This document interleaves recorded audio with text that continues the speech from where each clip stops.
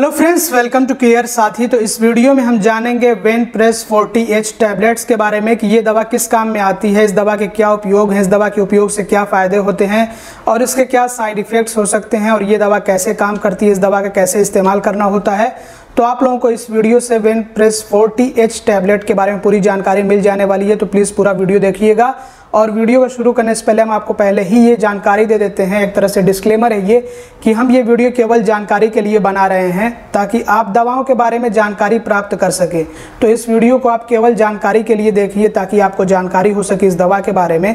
और आपको एक बात याद रखना है कि आपको किसी भी तरह के वीडियो को देख करके किसी भी तरह की दवा का इस्तेमाल या फिर कोई हर्बल प्रोडक्ट का इस्तेमाल नहीं करना है। मतलब ऐसी कोई भी चीज़ आपको कंज्यूम नहीं करनी है जो आपके स्वास्थ्य से संबंधित हो। बिना डॉक्टरी सलाह के आपको किसी भी तरह की दवा का इस्तेमाल नहीं करना चाहिए है, नहीं तो आपके लिए ये हानिकारक साबित हो सकता है। और अगर आपको किसी तरह की कोई समस्या हो, कोई बीमारी हो, तो उसके लिए आपको सबसे पहले डॉक्टर से कंसल्ट करना है, डॉक्टर से परामर्श करना है और उसके बाद जो भी डॉक्टर आपको प्रिस्क्राइब करें दवाएं, वही सिर्फ दवाएं आपको लेनी है। या फिर अगर आपको किसी तरह की दवा का उपयोग करना है तो पहले आप डॉक्टर से पूछ लें कि वो दवा आपके लिए सूटेबल रहेगी, सही रहेगी या फिर नहीं। अपनी मर्जी से किसी भी तरह की दवा का इस्तेमाल आपको कभी भी नहीं करना चाहिए है। तो ये वीडियो केवल जानकारी के लिए है, इस वीडियो से आप केवल जानकारी इकट्ठा करिए। तो अब आइए बात कर लेते हैं कि ये दवा किस काम में आती है। तो इस दवा का इस्तेमाल होता है हाई ब्लड प्रेशर को कंट्रोल करने के लिए। जब ब्लड प्रेशर बहुत ज़्यादा बढ़ जाता है, जिसको हम हाइपरटेंशन कहते हैं, और एक दवा से किसी एक दवा से काम नहीं चल पाता है, कोई एक दवा ब्लड प्रेशर को कम करने में जब नाकाम हो जाती है, तो ऐसे में इस दवा का इस्तेमाल किया जाता है। इसमें दो दवाएँ मिली हुई हैं, तो इसलिए इसको हम कॉम्बिनेशन मेडिसिन कहेंगे। तो ये दोनों दवाएं मिल करके ब्लड प्रेशर को कंट्रोल करने का काम करती हैं। और हाई ब्लड प्रेशर के जो कॉम्प्लिकेशंस होते हैं, मतलब उच्च रक्तचाप की जो जटिलताएं होती हैं, उनको कम करने में, उनको रोकने में ये दवा मदद करती है। अब हाई ब्लड प्रेशर के क्या क्या कॉम्प्लिकेशंस हो सकते हैं, मतलब हाई ब्लड प्रेशर के चलते क्या क्या समस्याएं पैदा हो सकती हैं, या फिर जो है हाई ब्लड प्रेशर क्या नुकसान पहुंचा सकता है हमें या हमारे शरीर को। तो हाई ब्लड प्रेशर के चलते हार्ट अटैक का एक जो है रिस्क बना रहता है। इसके अलावा ब्रेन स्ट्रोक का रिस्क बना रहता है, जिसको हम लकवा या फिर फालिज भी कहते हैं। और किडनी डिजीज़ या फिर किडनी फेलियर का भी इससे खतरा बना रहता है। तो इसलिए हाई ब्लड प्रेशर को साइलेंट किलर भी कहा जाता है। और ये भी सलाह दी जाती है कि अपने ब्लड प्रेशर को समय समय पे चेक करते रहना चाहिए। भले ही आप एक हेल्दी पर्सन हो, फिर भी आपको अपने ब्लड प्रेशर के बारे में जानकारी होना चाहिए है, क्योंकि हाई ब्लड प्रेशर के जनरली कोई सिम्टम्स नहीं होते हैं। बहुत ही कम जो है सिम्टम्स देखने को मिलते हैं, कभी कभी को जो है पकड़ में आ जाते हैं, तो हाई ब्लड प्रेशर की जांच हो जाती है। इसीलिए ब्लड प्रेशर को चेक करके ही सिर्फ पता किया जा सकता है कि हाई है या फिर लो है या फिर जो है सही है ब्लड प्रेशर। तो इसीलिए ब्लड प्रेशर की समय समय पर जांच होनी चाहिए, चेक करते रहना चाहिए अपना ब्लड प्रेशर। ये तो बहुत ही आसान हो चुका है आज के टाइम में। और अब बात कर लेते हैं इस दवा के उपयोगों के बारे में। तो इस दवा का उपयोग किया जाता है हाइपरटेंशन यानी कि उच्च रक्तचाप, हाई ब्लड प्रेशर के ट्रीटमेंट में, हाई ब्लड प्रेशर को ठीक करने के लिए, हाई ब्लड प्रेशर के इलाज के लिए। तो ये दवा हाई ब्लड प्रेशर को कंट्रोल करती है, कम करने का काम करती है, जिससे कि ब्लड प्रेशर नियंत्रित रहता है और जो हाई ब्लड प्रेशर के चलते जटिलताओं का खतरा रहता है वो भी कम होता है। और अब बात कर लेते हैं कि इस दवा के क्या फ़ायदे होते हैं। तो ये दवा हाइपरटेंशन यानी कि हाई ब्लड प्रेशर को कम करने में मदद करती है, हाइपरटेंशन का इलाज करती है। और अगर हाइपरटेंशन यानी कि हाई ब्लड प्रेशर कम ना हो, उसका इलाज ना किया जाए, तो उससे आगे चल करके बड़ी जटिलताएं पैदा हो सकती हैं, जैसे कि हार्ट अटैक का रिस्क बढ़ सकता है, हार्ट अटैक हो सकता है हाइपरटेंशन यानी कि हाई ब्लड प्रेशर के चलते, या फिर ब्रेन स्ट्रोक हो सकता है जिसको हम लकवा या फिर फालिज कहते हैं, या फिर किडनी डिजीज़ भी हो सकता है जिसको हम किडनी यानी कि गुर्दे की बीमारी कहते हैं। उससे किडनी फेलियर का भी चांस बना रहता है आगे चल करके। तो इसलिए हाइपरटेंशन यानी कि हाई ब्लड प्रेशर का इलाज बहुत ज़्यादा ज़रूरी है। तो ये दवा हाइपरटेंशन का इलाज करती है, हाई ब्लड प्रेशर को कंट्रोल करने का काम करती है, उच्च रक्तचाप को कम करने का काम करती है। और यही इसके फ़ायदे होते हैं। और इससे फ़ायदे यही होते हैं कि जब उच्च रक्तचाप का इलाज होता है, जब ब्लड प्रेशर कंट्रोल में रहता है, तो उससे दूसरी बीमारियों का खतरा कम हो जाता है। फिर चाहे तो वो हार्ट अटैक हो या फिर किडनी डिजीज़ हो या फिर ब्रेन स्ट्रोक हो, इन सब बीमारियों का खतरा कम हो जाता है। या फिर आप कह सकते हैं कि ऐसे कॉम्प्लिकेशंस जो कि हाइपरटेंशन के चलते हो सकते हैं, उनका जोखिम कम हो जाता है, क्योंकि ये दवा हाइपरटेंशन का इलाज करती है। हाइपरटेंशन यानी कि हाई ब्लड प्रेशर को कम करने का काम करती है।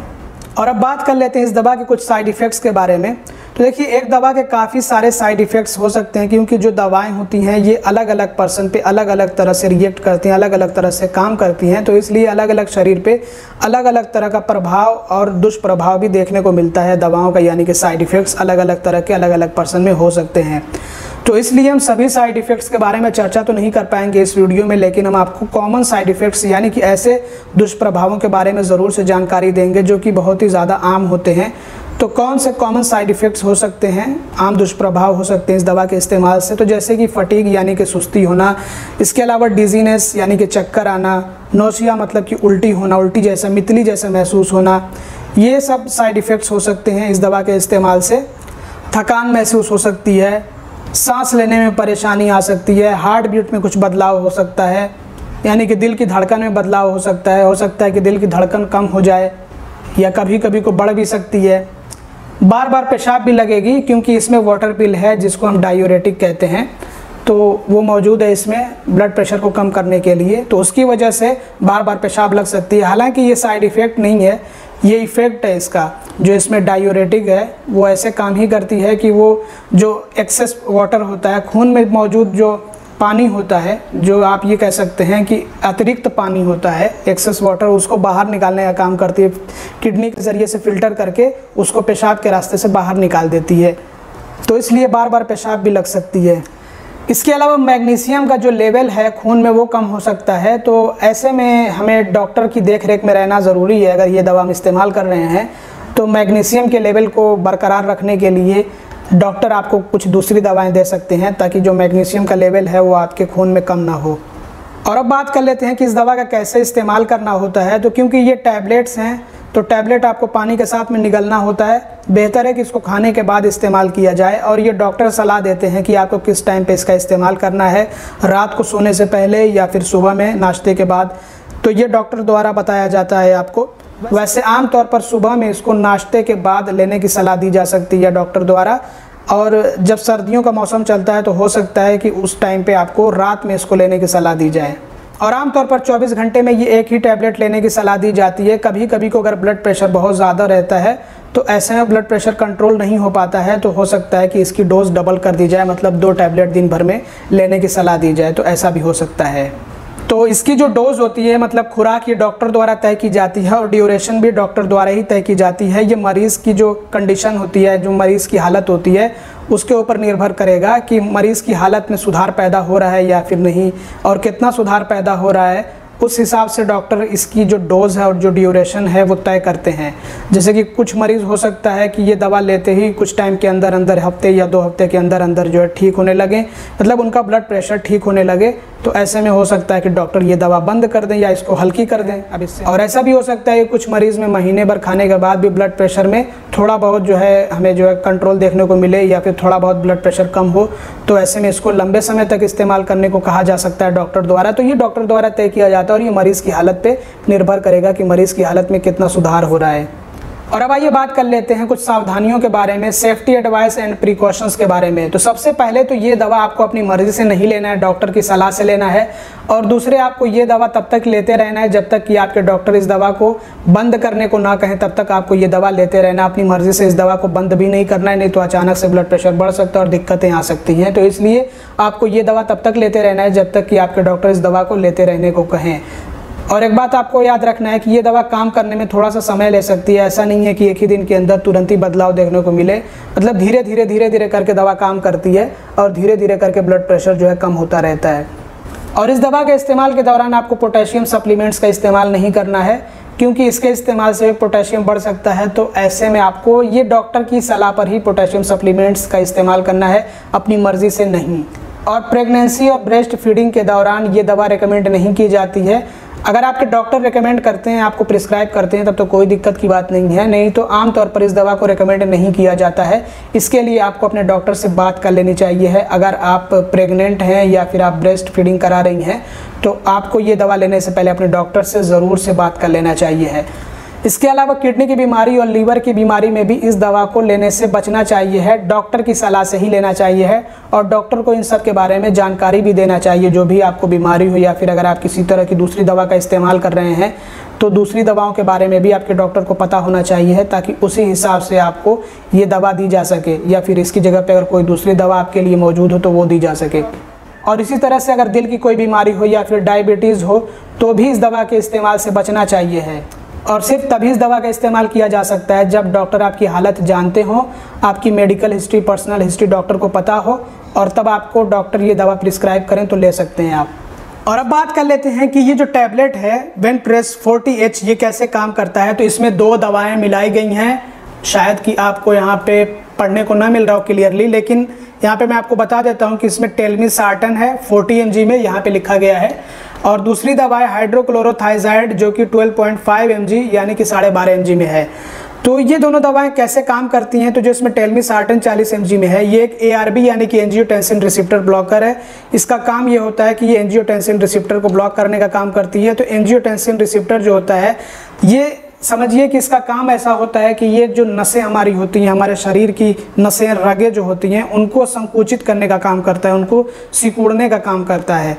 तो टेलमिसार्टन एंजियोटेंसिन रिसेप्टर को ब्लॉक कर देती है ये दवा, जिससे कि जो नसें होती हैं हमारे शरीर में, जो ब्लड वेसल्स, जो आर्टरीज होती हैं वो संकुचित नहीं होती हैं, सिकुड़ती नहीं हैं। तो जिससे कि खून आराम से और आसानी से पास होता है और ट्रैवल करता है, पूरे शरीर में जो है खून दौड़ता है। तो जब खून आराम से नसों से गुजर सकेगा तो ब्लड प्रेशर अपने आप कम हो जाएगा, क्योंकि ब्लड प्रेशर का मतलब ही यही होता है कि जब जो हमारी आर्टरीज होती हैं, जो ब्लड वेसल्स होती हैं, उनकी वॉल्स पे ब्लड का प्रेशर यानी कि दबाव जब बहुत ज़्यादा होता है तो उसी को हम कहते हैं हाइपरटेंशन यानी कि हाई ब्लड प्रेशर। और जब खून का दबाव कम होगा, क्योंकि हमारी नसें जो हैं, हमारी रगें वो खुली होंगी, चौड़ी होंगी, फैल जाएंगी, तो उससे आराम से खून पास हो सकेगा और जो ब्लड वेसल्स, जो ब्लड आर्टरीज होती हैं उनकी वॉल पे कम दबाव पड़ेगा, तो उससे ब्लड प्रेशर अपने आप कम हो जाएगा। ब्लड प्रेशर इसको कम होना ही कहेंगे ऐसी कंडीशन को। और इसमें जो दूसरी दवा है हाइड्रोक्लोरोथाइजाइड, ये एक डायूरेटिक है जिसको वाटर पिल भी कहा जाता है। तो ये क्या करती है कि जो ब्लड में एक्सेस अमाउंट में वाटर होता है, मतलब कि हमारे खून में जो अतिरिक्त पानी होता है उसको किडनी के रास्ते से, किडनी के ज़रिए से फिल्टर करके पेशाब के रास्ते से बाहर निकालने का काम करती है ये दवा। और इसी वजह से इस दवा के इस्तेमाल से पेशाब अधिक लगती है और मुंह भी सूख सकता है। तो इसीलिए पानी भी पीते रहना चाहिए है ताकि जो मुंह सूखने की परेशानी है वो दूर हो सके। तो ये जो दवा है हाइड्रोक्लोरोथाइजाइड ये कुछ वाटर इलेक्ट्रोलाइट्स को कम कर देती है और उसी के चलते फिर ब्लड प्रेशर कम होता है। तो वाटर इलेक्ट्रोलाइट्स जब कम होंगे तो ब्लड प्रेशर भी अपने आप कम होता है। जैसे कि सोडियम वगैरह, मान लीजिए कि उसकी वजह से अगर सोडियम ज़्यादा हो तो ब्लड प्रेशर इसकी वजह से बढ़ सकता है। और वैसे भी वाटर रिटेंशन अगर होता हो, बॉडी के अंदर अगर पानी इकट्ठा होता हो, खून में अगर पानी की मात्रा ज़्यादा हो तो उससे ब्लड प्रेशर ज़्यादा रहता है। तो ये खून से एक तरह से पानी की मात्रा को कम करने का काम करती है दवा हाइड्रोक्लोरोथाइजाइड, जिससे कि फिर जो वाटर इलेक्ट्रोलाइट्स हैं वो भी कम हो जाते हैं और फिर ब्लड प्रेशर भी कम हो जाता है। तो इस तरह से ये दोनों दवाएं मिलकर के काम करती हैं और ब्लड प्रेशर को कम करती हैं। तो ये थी पूरी जानकारी वेनप्रेस 40H टैबलेट्स के बारे में। इस दवा को आप केवल डॉक्टर की सलाह पर ही लें, अपनी मर्ज़ी से इस दवा का इस्तेमाल ना करें। तो अगर आपको ये वीडियो पसंद आया हो तो ज़रूर से इसको लाइक कर दीजिएगा। चैनल को अब तक सब्सक्राइब ना किया हो तो सब्सक्राइब भी कर दीजिएगा और इस वीडियो को ज़्यादा से ज़्यादा शेयर करिएगा। Thanks for watching, bye bye.